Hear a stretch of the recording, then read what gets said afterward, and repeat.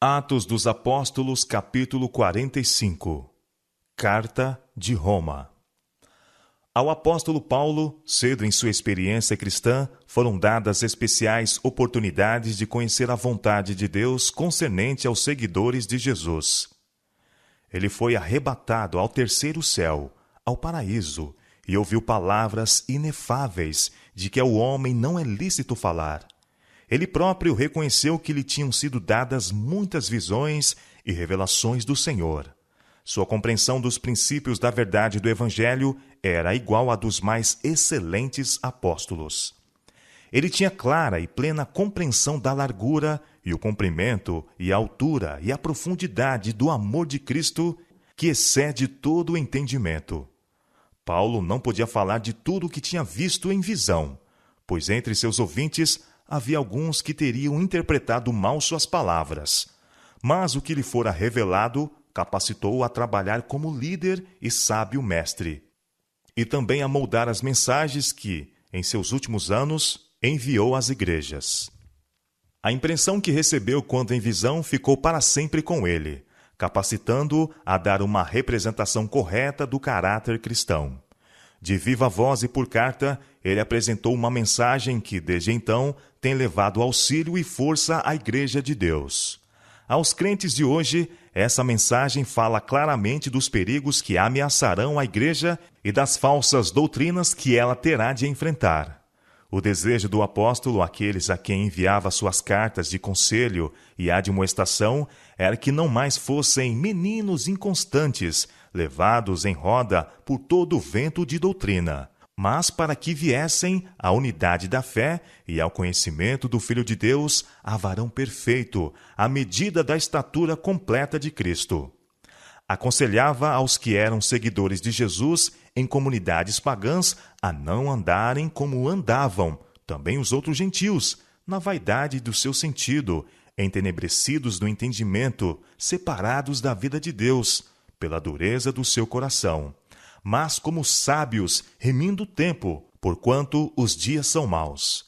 Animava os crentes a olharem ao tempo em que Cristo, o qual amou a Igreja e a si mesmo se entregou por ela, haveria de apresentar-se a si mesmo igreja gloriosa, sem mácula, nem ruga, nem coisa semelhante, mas santa e irrepreensível.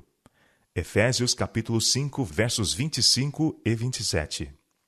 Essas mensagens, escritas não com poder do homem, mas de Deus, contêm lições que devem ser estudadas por todos e que podem, com proveito, ser muitas vezes repetidas. Nelas é esboçada a piedade prática. São assentados princípios que devem ser seguidos em todas as igrejas e é esclarecido o caminho que leva à vida eterna. Em sua carta aos santos irmãos fiéis em Cristo, que estavam em Colossos, escrita enquanto prisioneiro em Roma, Paulo fez menção de sua alegria pela firmeza deles na fé, novas que lhe haviam sido levadas por Epáfras, o qual, escreveu o apóstolo, nos declarou também a vossa caridade no Espírito.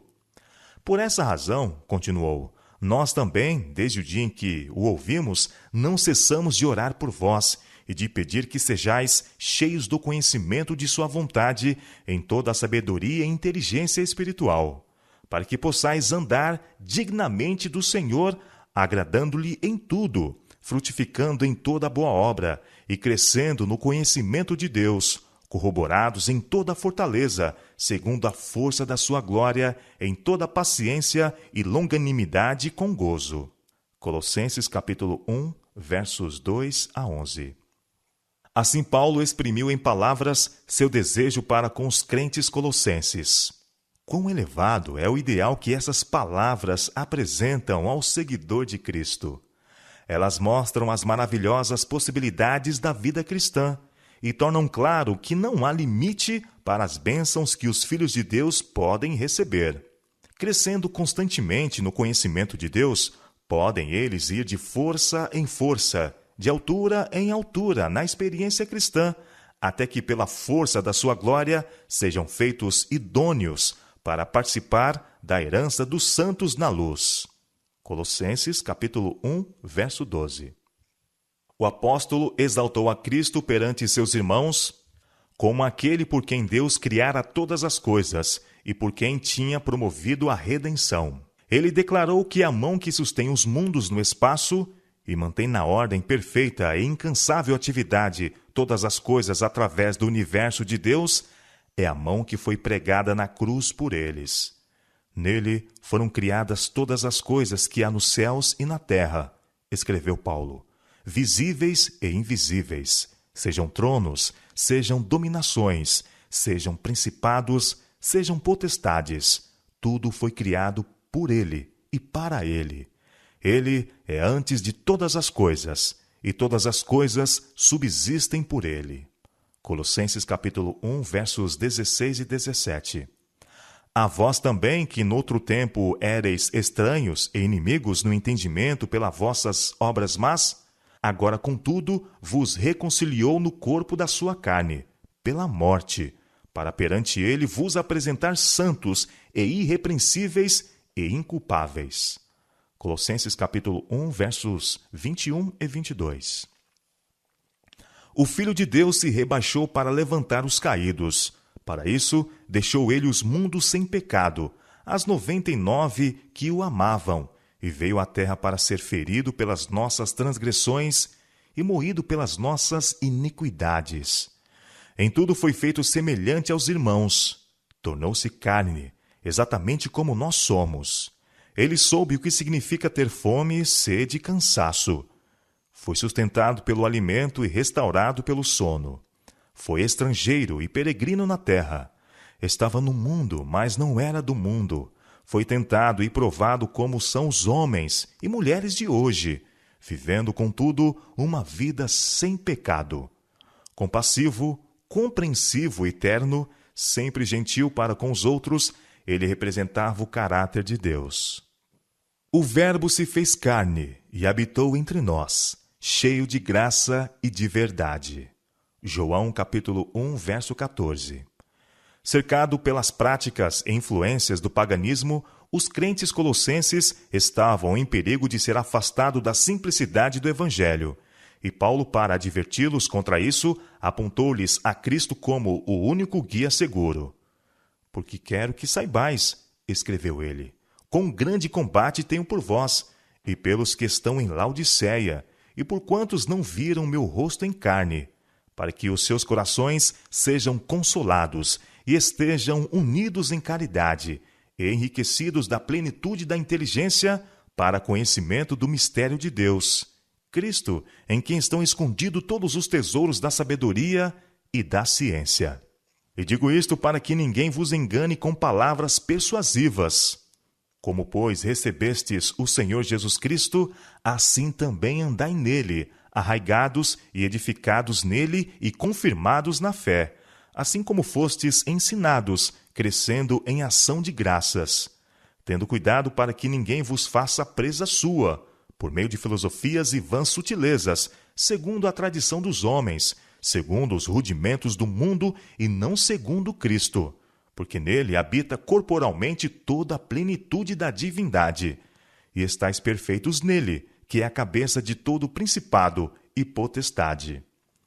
Colossenses capítulo 2, versos 4 e versos do 6 a 10. Cristo predisse que se levantariam enganadores, por cuja influência faria transbordar a iniquidade e esfriaria o amor de muitos. Advertiu os discípulos de que a igreja se encontraria em maior perigo por motivo desse mal, do que pela perseguição movida por seus inimigos.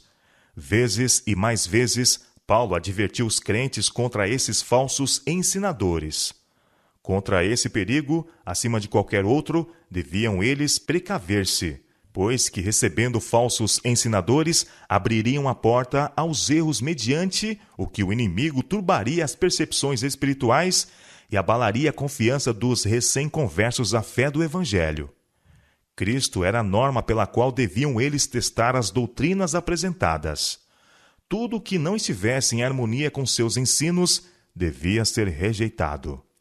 Cristo crucificado pelo pecado, Cristo ressurgido dos mortos, Cristo assunto ao céu. Essa era a ciência da salvação que eles deviam aprender e ensinar. As advertências da palavra de Deus com respeito aos perigos que rodeiam a igreja cristã pertencem a nós hoje. Como nos dias dos apóstolos, os homens procuravam destruir a fé nas Escrituras pelas tradições e filosofias.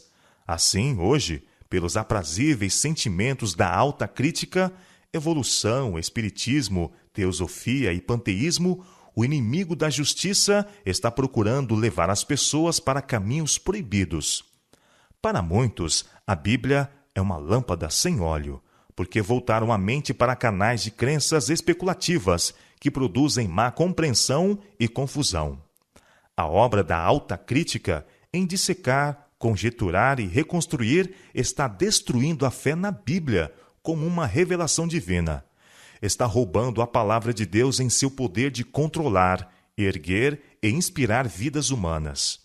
Pelo Espiritismo, multidões são ensinadas a crer que o desejo é a mais alta lei, que licenciosidade é liberdade e que o homem deve prestar contas apenas a si mesmo. O seguidor de Cristo enfrentará palavras persuasivas, contra as quais o apóstolo advertiu os crentes colossenses. Enfrentará interpretações espiritualistas das Escrituras, mas não as deve aceitar. Sua voz deve ser ouvida na clara afirmação das verdades eternas das Escrituras. Conservando os olhos fixos em Cristo, deve avançar com firmeza no caminho estabelecido, rejeitando todas as ideias que não estejam em harmonia com seus ensinos. A verdade divina deve ser objeto de sua contemplação e meditação. Deve considerar a Bíblia como a voz de Deus a ele falando diretamente. Achará, assim, a sabedoria que é divina. O conhecimento de Deus como revelado em Cristo é o conhecimento que precisam ter todos os salvos. É o conhecimento que atua a transformação do caráter. Recebido na vida, criará de novo o ser à imagem de Cristo. É o conhecimento além do qual tudo é vaidade e nulidade, e o qual Deus convida seus filhos a receber. Em cada geração e em cada terra, o verdadeiro fundamento para a edificação do caráter tem sido o mesmo, os princípios contidos na palavra de Deus. A única regra certa e segura é fazer o que Deus diz. Os preceitos do Senhor são retos, e quem faz isto nunca será abalado. Salmo 15, verso 5. Foi com a palavra de Deus que os apóstolos enfrentaram as falsas teorias de seu tempo, dizendo: porque ninguém pode pôr outro fundamento, além do que já está posto. 1 Coríntios capítulo 3, verso 11. Ao tempo de sua conversão e batismo, os crentes colossenses se comprometeram a pôr de lado crenças e práticas que até então tinham sido parte de sua vida, e a serem verdadeiros em sua obediência a Cristo. Em sua carta, Paulo lhes recorda isso e adverte-os a não esquecerem que, para manter sua promessa, precisavam esforçar-se constantemente contra os males que procuravam dominá-los. Se já ressuscitastes com Cristo, disse ele, buscai as coisas que são de cima, onde Cristo está assentado à destra de Deus. Pensai nas coisas que são de cima, e não nas que são da terra, porque já estáis mortos, e a vossa vida está escondida com Cristo em Deus. Colossenses capítulo 3, versos 1 a 3. Se alguém está em Cristo, nova criatura é. As coisas velhas já passaram, eis que tudo se fez novo. 2 Coríntios capítulo 5, verso 17. Mediante o poder de Cristo, homens e mulheres têm quebrado a cadeia do hábito pecaminoso. Têm renunciado ao egoísmo. O profano tem se tornado reverente, o bêbado, sóbrio, o pervertido, puro. Pessoas que tinham a semelhança de Satanás transformaram-se na imagem de Deus. Essa transformação é em si o milagre dos milagres. Uma mudança, operada pela palavra, é um dos mais profundos mistérios dessa palavra. Não podemos compreender, somente podemos crer, conforme declaram as Escrituras, que é Cristo em vós, esperança da glória. Colossenses capítulo 1, verso 27. Quando o Espírito de Deus controla a mente e o coração, a pessoa convertida entoa um novo cântico, pois reconhece que a promessa de Deus se tem cumprido em sua experiência, que sua transgressão foi perdoada e seu pecado coberto. Ele exerceu arrependimento para com Deus, pela transgressão da lei divina, e fé para com Cristo, que morreu para a justificação do homem. Sendo, pois, justificados pela fé, ele tem paz com Deus, por nosso Senhor Jesus Cristo. Romanos capítulo 5, verso 1.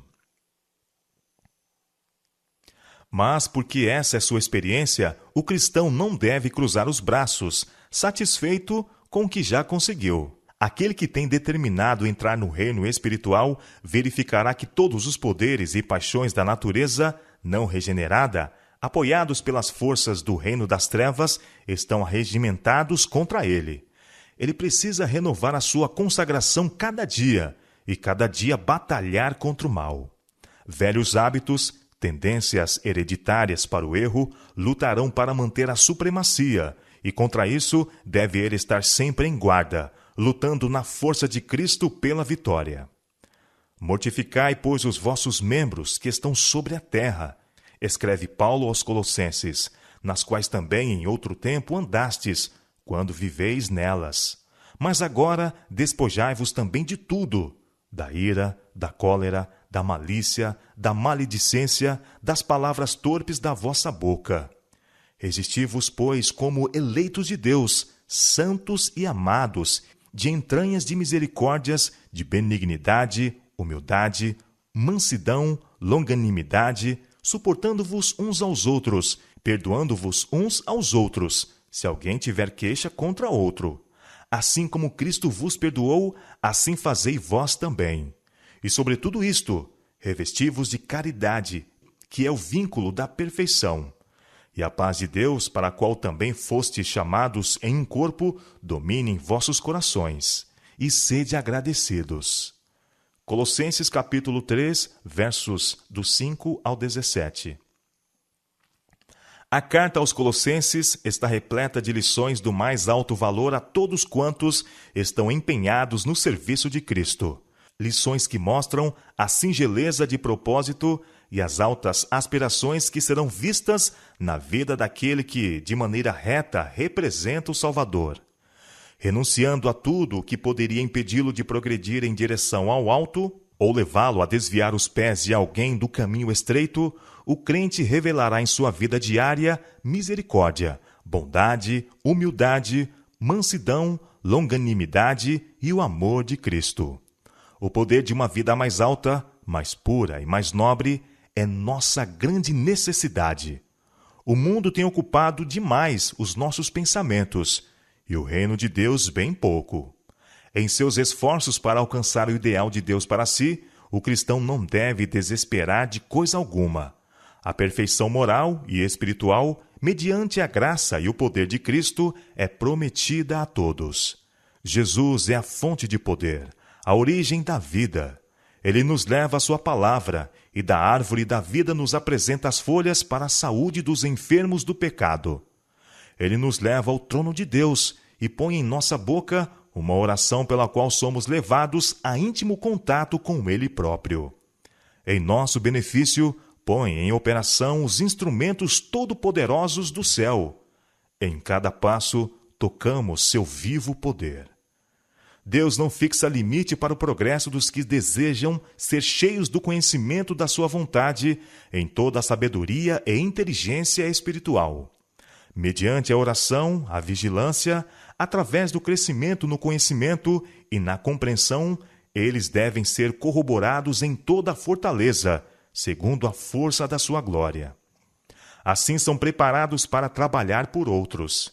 É propósito do Salvador que os seres humanos, purificados e santificados, sejam sua mão ajudadora. Sejamos gratos por esse grande privilégio, aquele que nos fez idôneos para participar da herança dos santos na luz, o qual nos tirou da potestade das trevas e nos transportou para o reino do Filho do seu amor. A carta de Paulo aos Filipenses, como a enviada aos Colossenses, foi escrita enquanto ele estava prisioneiro em Roma. A igreja de Filipos tinha enviado donativos a Paulo pela mão de Epafrodito, a quem Paulo chama meu irmão, cooperador e companheiro de lutas, e vosso mensageiro e vosso auxiliar nas minhas necessidades. Filipenses capítulo 2, verso 25. Enquanto esteve em Roma, Epafrodito ficou doente e quase à morte. Mas Deus se apiedou dele, escreveu Paulo, e não somente dele, mas também de mim, para que eu não tivesse tristeza sobre tristeza. Filipenses capítulo 2, verso 27. Ouvindo da enfermidade de Epafrodito, os crentes de Filipos ficaram muito ansiosos com respeito a ele, e ele decidiu retornar. Porquanto tinha muitas saudades de vós todos, escreveu Paulo, estava muito angustiado de que tivesseis ouvido que ele estivera doente. Vô-lo enviei mais depressa, para que, vendo outra vez, vos regozijeis, e eu tenha menos tristeza. Recebei-o, pois, no Senhor com todo gozo, e tendo-o em honra, porque pela obra de Cristo chegou até bem próximo da morte, não fazendo caso da vida para suprir para comigo a falta do vosso serviço. Filipenses capítulo 2, versos 28 a 30. Por Epafrodito, Paulo enviou aos crentes filipenses uma carta, na qual lhes agradecia os donativos que lhe haviam enviado. De todas as igrejas, a de Filipos tinha sido a mais liberal em suprir as necessidades de Paulo. E bem sabeis também vós, ó Filipenses, disse o apóstolo em sua carta, que no princípio do Evangelho, quando parti da Macedônia, nenhuma igreja comunicou comigo com respeito a dar e a receber, senão vós somente, porque também uma e outra vez me mandastes o necessário a Tessalônica. Não que procure dádivas, mas procuro fruto que aumente para a vossa conta. Mas bastante tenho recebido e tenho abundância. Cheio estou, depois que recebi de Epafrodito o que da vossa parte me foi enviado, como cheiro de suavidade e sacrifício agradável e aprazível a Deus. Filipenses capítulo 4, versos 15 a 18. Graça a vós e paz da parte de Deus, nosso Pai, e da do Senhor Jesus Cristo. Dou graças ao meu Deus todas as vezes que me lembro de vós, fazendo sempre com alegria oração por vós em todas as minhas súplicas, pela vossa cooperação no Evangelho desde o primeiro dia até agora. Tendo por certo isto mesmo, que aquele que em vós começou a boa obra a aperfeiçoará até ao dia de Jesus Cristo. Como tenho por justo sentir isto de vós todos, porque vos retenho em meu coração, pois todos vós fostes participantes da minha graça, tanto nas minhas prisões como na minha defesa e confirmação do Evangelho, porque Deus me é testemunha das saudades que de todos vós tenho. E peço isto, que a vossa caridade aumente mais e mais em ciência e em todo conhecimento, para que aproveis as coisas excelentes, para que sejais sinceros e sem escândalo algum até o dia de Cristo, cheios de frutos de justiça, que são por Jesus Cristo, para a glória e louvor de Deus.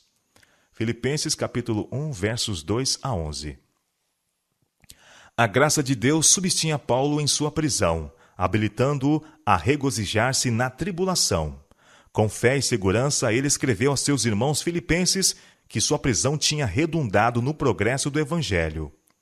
Quero, irmãos, que saibais, escreveu, que as coisas que me aconteceram contribuíram para maior proveito do Evangelho, de maneira que as minhas prisões em Cristo foram manifestas por toda a guarda pretoriana e por todos os demais lugares.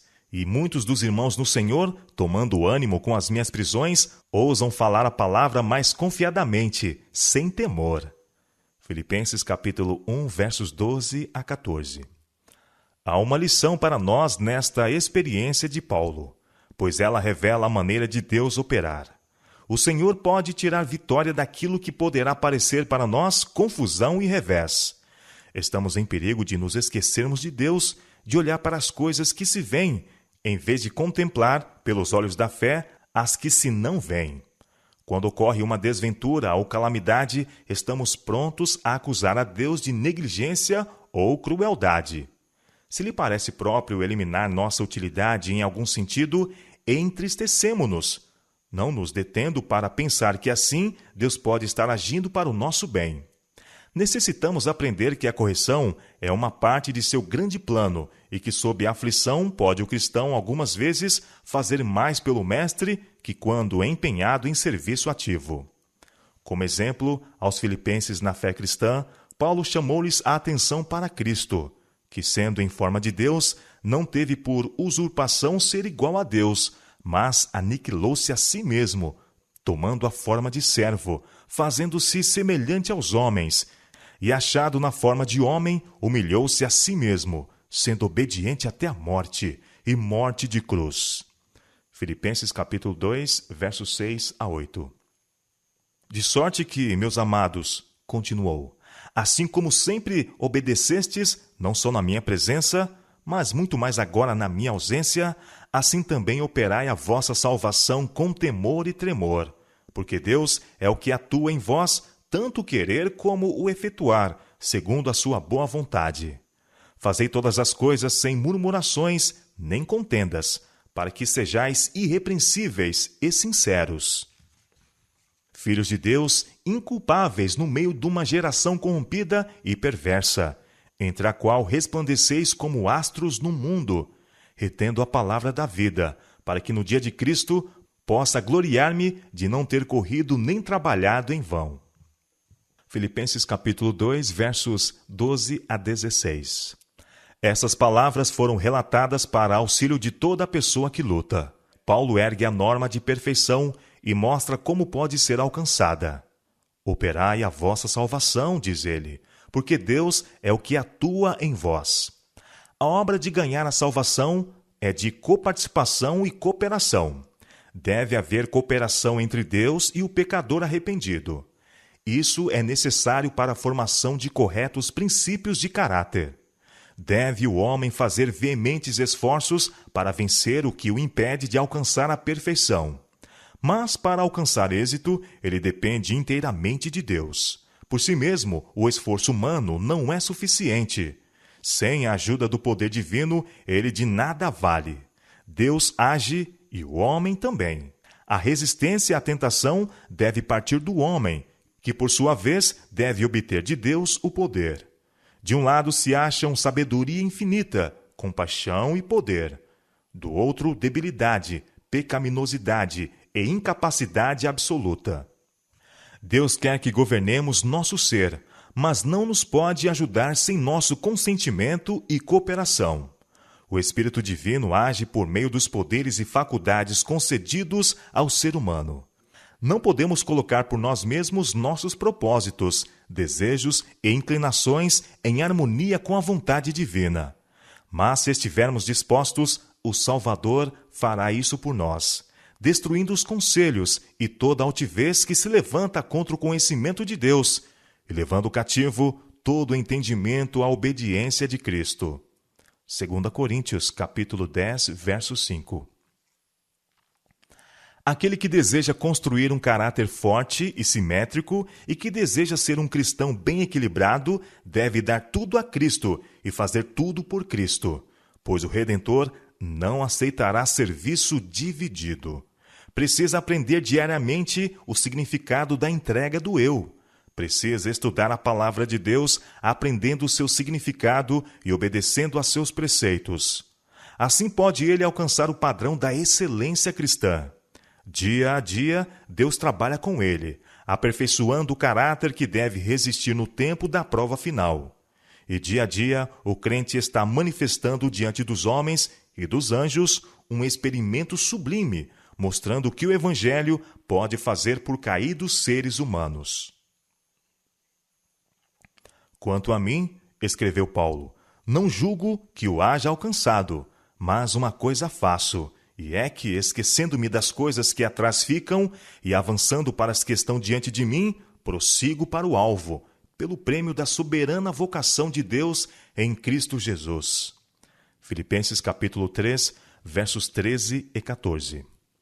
Paulo fizera muitas coisas. Desde o momento em que se dera em obediência a Cristo, sua vida foi cheia de incansável serviço.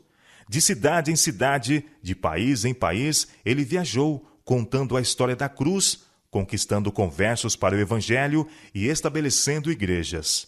Por essas igrejas tinha constante cuidado e a elas escreveu muitas cartas de instrução.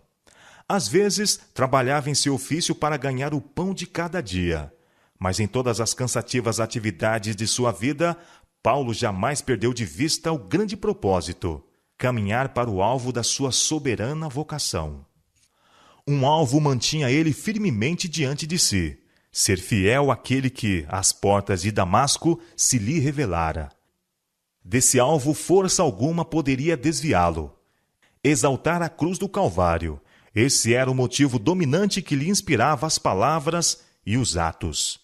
O grande propósito que constrangia Paulo a prosseguir em face das durezas e dificuldades deveria levar cada obreiro cristão a consagrar-se inteiramente ao serviço de Deus. Atrações mundanas se apresentarão para afastar sua atenção do Salvador, mas ele deve prosseguir em direção ao alvo, mostrando ao mundo, aos anjos e aos homens que a esperança de ver a face de Deus compensa todos os esforços e sacrifícios que a concretização dessa esperança requer. Embora fosse um prisioneiro, Paulo não se desencorajava. Em vez disso, uma nota de triunfo vibra através das cartas que escreveu de Roma às igrejas. Regozijai-vos sempre no Senhor, escreveu aos Filipenses. Outra vez digo, regozijai-vos. Não estejais inquietos por coisa alguma. Antes, as vossas petições sejam em tudo conhecidas diante de Deus, pela oração e súplicas, com ação de graças. E a paz de Deus, que excede todo o entendimento, guardará os vossos corações e os vossos sentimentos em Cristo Jesus. Quanto ao mais, irmãos, tudo que é verdadeiro, tudo que é honesto, tudo que é justo, tudo que é puro, tudo que é amável, tudo que é de boa fama, se há alguma virtude e se há algum louvor, nisso pensai. O meu Deus, segundo as suas riquezas, suprirá todas as vossas necessidades em glória, por Cristo Jesus. A graça de nosso Senhor Jesus Cristo seja com vós todos. Filipenses capítulo 4, versos 4 a 9.